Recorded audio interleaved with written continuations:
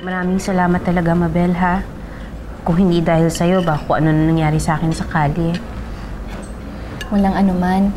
Kahit naman siguro sino makakita sa'yo, tutulungan ka. Nalipasan lang siguro talaga ako ng gutom. Kaya nahilo ko. Nakakalimutan ko kasing kumain eh. Dahil lagi kong iniisip na nawawala akong nanay. Mahal na mahal mo siguro ang nanay mo, no? Kaya gaya na lang ang pag-aalala mo sa kanya. At ikaw din, mahal na mahal mo din siguro ang anak mo. Mahal na mahal. Kaya nga nagsisisi ako kung bakit hindi ko pinadama sa kanya noon eh. Ngayon namang handang-handa na ako. Saka naman siya nawala. Malaki ang pagkukulang ko sa anak ko.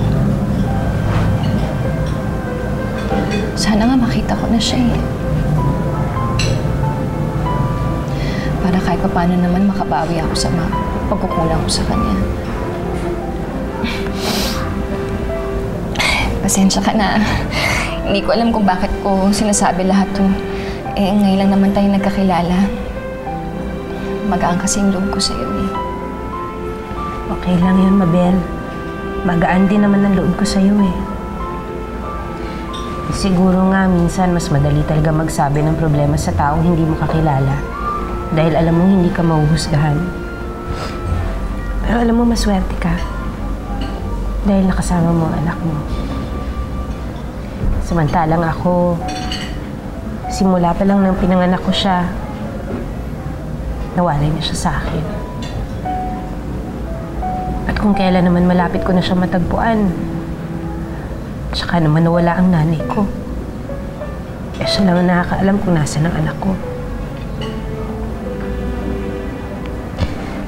Basta ang importante, alam ko buhay siya. Kahit hindi ko alam kung anong binigay na pangalan sa kanya. Ang alam ko, 8 taon na siya ngayon. Pareho pala tayo. 8 taon na rin ang anak ko eh. Talaga? Anong pangalan ng anak mo? Anong pangalan ng anak mo?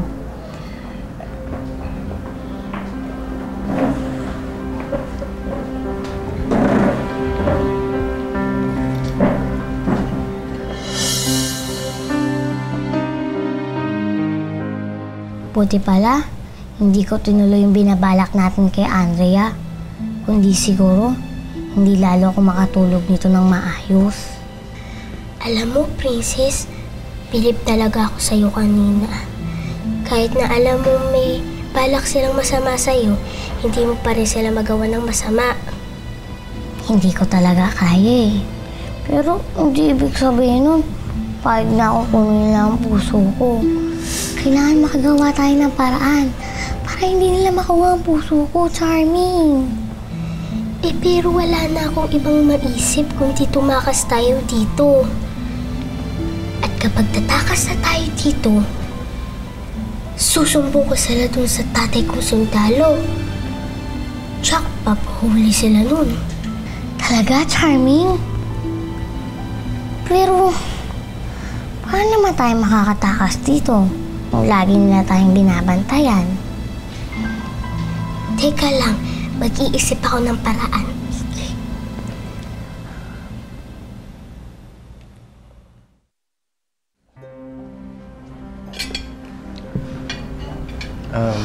Sarap mo palang kasama, no? Busog na yung mata mo. Busog pa yung tiyan ko.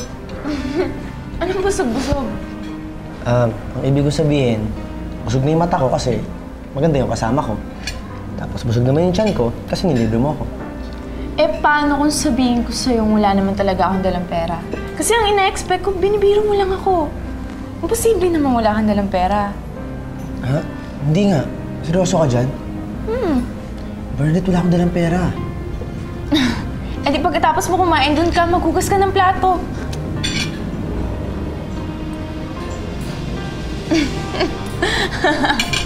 Ano ka ba? Binibiro lang kita. Meron akong dalang pera, no?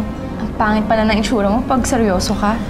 Ikaw Ikaw talaga, akala ko maghuhugas na ako ng pinggan. Bernadette,